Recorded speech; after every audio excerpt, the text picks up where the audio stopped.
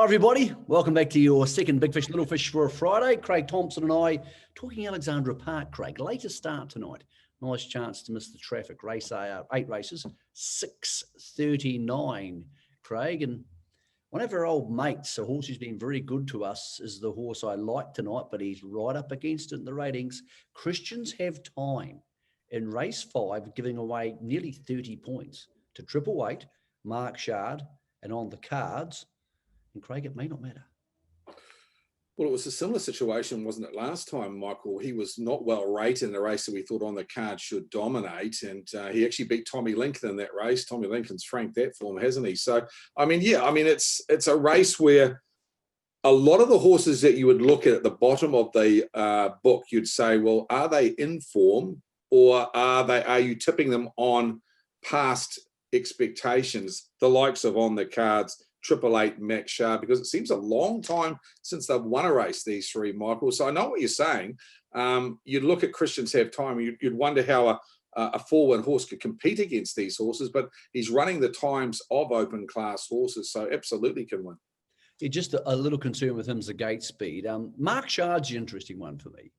He was really good to start the season. He beat Copy That and Bella Montana at a race, and then the South Island just didn't work out. The best version of him can beat Christians Have Time, but I don't know. I think Christians Have Time, as I know you do, is a genuine open class horse, and maybe the ratings don't matter that much on what we saw last start.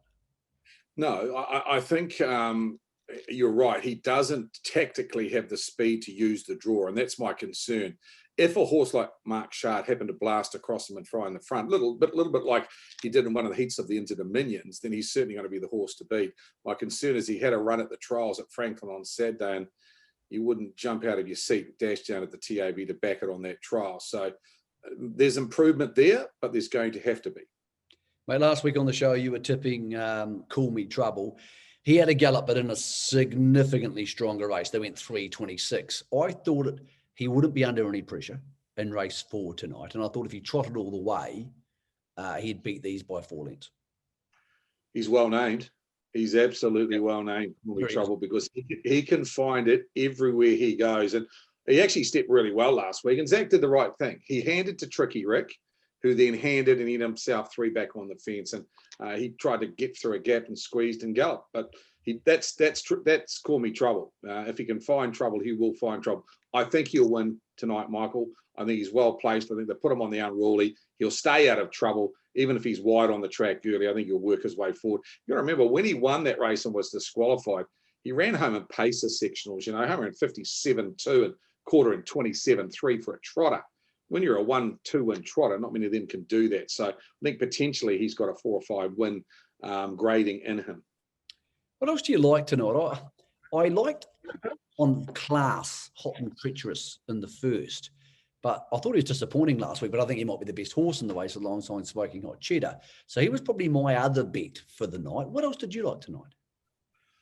Later on the program, maiden trotter that Todd McFarlane's lining up from a really good family, the Cyclone family. They had a lot of success with, called Cyclone Lucky Linda. I think it's a half to Cyclone U-Bolt, Michael. I think the mare's chucked 7 individual winners, so it's been a prolific winning family.